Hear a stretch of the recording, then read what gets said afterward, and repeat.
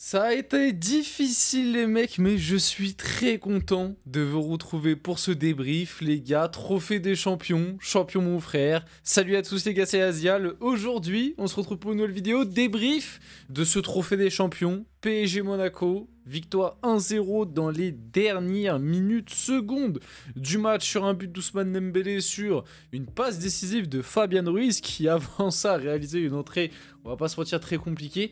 Je suis très content. Honnêtement, je suis très content parce que le match a pas été évident, même s'il y a eu globalement du bon et on le voit par rapport aux notes un peu que j'ai envie d'accorder. Si je devais accorder des notes individuellement, il n'y a pas non plus énormément de joueurs à qui je mettrais des notes catastrophiques. Tu vois, je trouve que globalement, on a été dans le ton. Il y a eu certes des gros temps faibles. Il y a eu aussi, je trouve, un match très maladroit des deux côtés. Hein. Même côté monégasque que j'ai trouvé... Vraiment, il y a eu beaucoup de déchets et on l'a eu aussi du coup côté PSG et c'est vraiment dommage. Maintenant, il faut prendre en compte que c'est un match de reprise. J'ai aussi eu à des moments le sentiment d'avoir des petits creux de fatigue des deux côtés, pareil. Donc faut prendre en compte que c'est un match de reprise, qu'il y a eu le déplacement parce que le trophée des champions a été délocalisé au Qatar.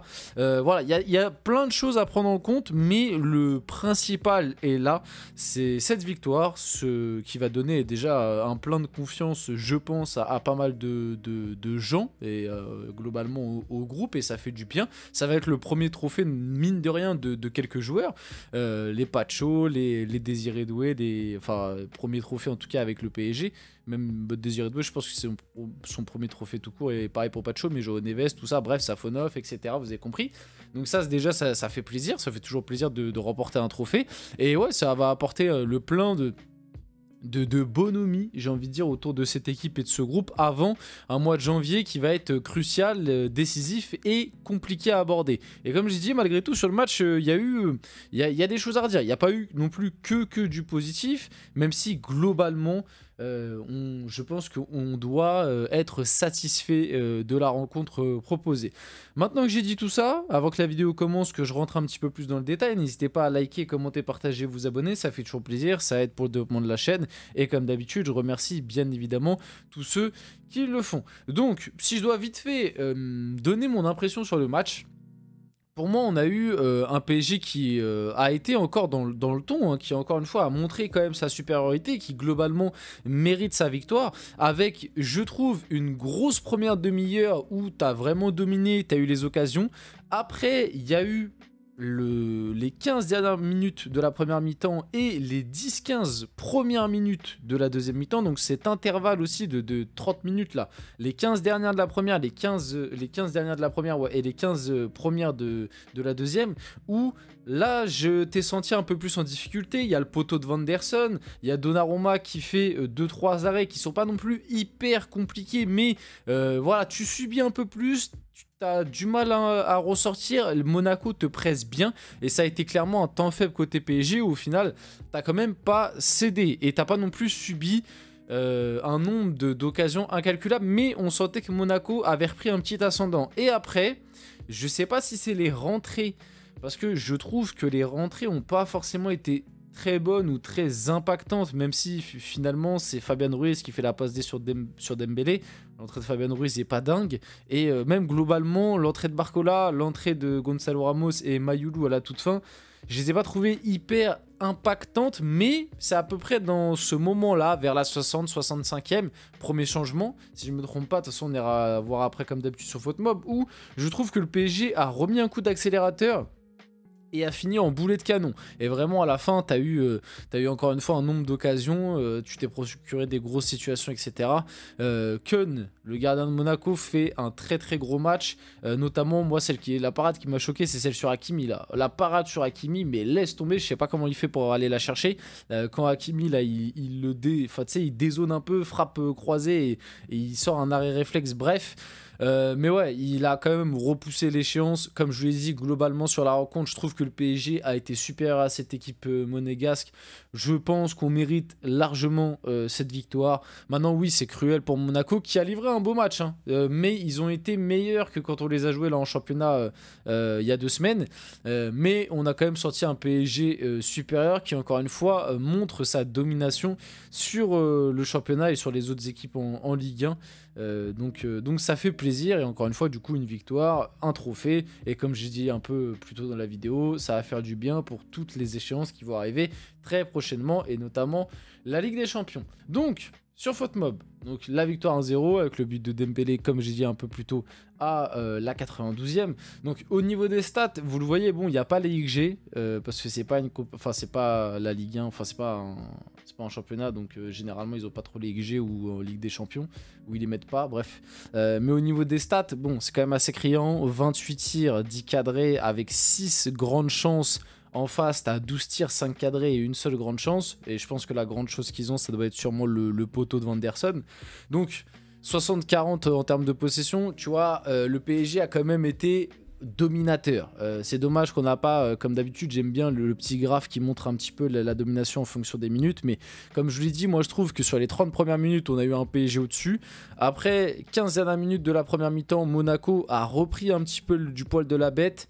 15 premières minutes de la seconde mi-temps, Monaco a été au-dessus. Et après, encore une fois, sur les 30 dernières minutes de la seconde, j'ai trouvé le PSG au-dessus. Donc tu vois, globalement, je mettrais, on va dire, 60-65 minutes pour le PSG et le reste pour Monaco. Donc je pense que le PSG mérite largement cette victoire.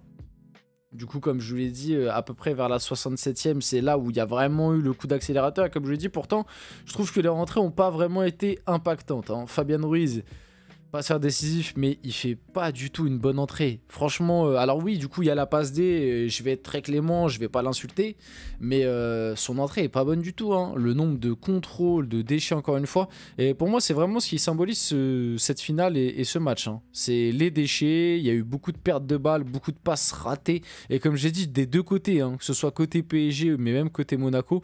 Franchement, je sais pas, je pense qu'il y a peut-être aussi le contexte, match de reprise après une petite trêve. En plus, c'est au Qatar, tu vois, donc il y a peut-être le déplacement, tout ça qu'il faut prendre en compte à des moments. Mais ouais, les deux équipes ont été très maladroits, dans les maladroises, j'ai inventé un mot, maladroits dans les transmissions, etc. etc. Donc il y a eu aussi la rentrée de Gonzalo Ramos. Donc pour moi, Fabien Ruiz, il fait pas une bonne entrée. Barcola, je trouve qu'il n'a pas été hyper impactant, on l'a pas trop vu. Et encore une fois, Désiré Doué, je trouve, a marqué des points, même s'il n'y a pas tout qui est parfait, je trouve qu'il a marqué des points encore une fois sur ce match. Gonzalo Ramos, pareil, il a... en vrai, Gonzalo Ramos, il n'est pas passé loin, je trouve, quand même, de la petite correctionnelle, dans le sens où il a une grosse occasion en fin de match, où je pense qu'il peut faire un peu mieux qu'il rate. Et puis surtout, sur le but de Dembélé, bah de base c'est Gonzalo Ramos pour moi qui doit la reprendre, et il rate la balle, tu vois, sur le centre de Fabian. Gonzalo Ramos il coupe, il est un peu trop court, mais normalement un numéro 9 t'attends qu'il la coupe bien, et au final heureusement que Dembélé suit derrière, parce que sinon celle-là on aurait pu s'en mordre les doigts. Donc Gonzalo Ramos, elle est pas mauvaise, mais elle est mythe son entrée. Et Mayoulou, bon, je vais pas juger, il est rentré 5 minutes, mais c'est lui qui donne le ballon à Fabien Ruiz, si je me trompe pas. Donc bon ballon donné de la part du bon vieux Mayoulou.